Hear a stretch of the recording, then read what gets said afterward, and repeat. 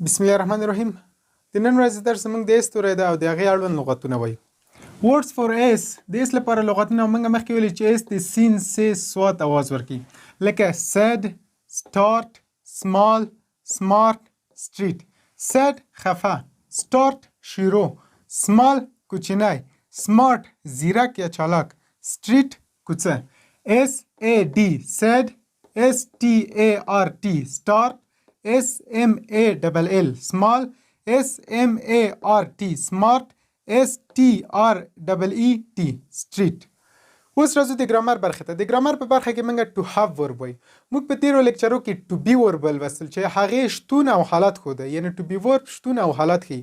اوس to have verb وایو. to have verb لرل ښیي، یو شی لرل یا د لرلو فعلونه. دا هم ملکیت یا مالکیت ښیي. to have verbs یا د لرلو فعلونه چې have او has دي، دا ملکیت یا مالکیت ښیي، یعنی یو شی چې ولري د هغې مالک دی او ملکیت او مالکیت هم ته لري. په to have verb کې موږ has او have لولو.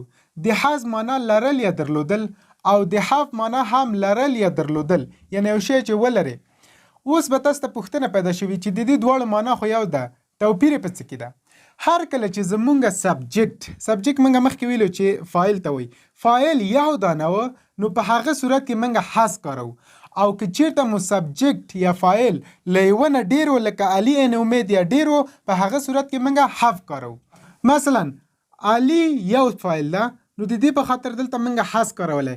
علي has، علي لري، a brother یو ورور. بل مثال ده book یو دانه ده، د دې لپاره نو موږ باید has وکارو. book has کتاب لري، cover پوښ. او همدارنګه د he she it یعنی که سبجیکټ پروناون ورسره وکارو، he ګورې یو کس ده، she هم یو کس ده، it هم یو شی ده، نو د دې په خاطر یعنی فاعل یو دانه ده موږ has ورته کارو، یعنی د he she it لپاره موږ has کارو چې معنا یې ده لري. مثلا he has هغه لري، she has هغه لري، it has هغه لري. اوس راځو have ته.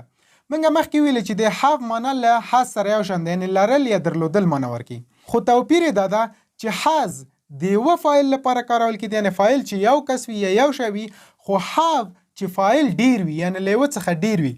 مثلا علي ان امید، دلته علي او امید دوه کسان شوله، نو د دې په خاطر موږ دلته have کارو. علي ان امید have، علي او امید لري، a brother یو ورور. خو په داسې حال کې چې دلته فاعل زمونږ یو کس ته نه علي و، د دې په خاطر موږ has وکارو. بل مثال books کتابونه، یعنی دلته هم فاعل جمع ده، د دې په خاطر موږ دې لپاره have کارو. books have کتاب لري، cover پوښ. خو دلته book کتاب یعنی یو دانه و، books نه و، نو د دې په خاطر موږ دلته has کارولی و. اوس راځو همدغه have له سبجیکټ پروناون سره معنا وکړو. د have معنا نظر سبجیکټ پروناون ته توپیر کوي. لکه له آی سره که یې وکارول شي have معنا لرم ده، له یو سره که وکارول شي د have معنا لری ده، که له وی سره have وکارول شي معنا یې لرو ده، او که له دې سره have وکارول شي معنا یې لري ده.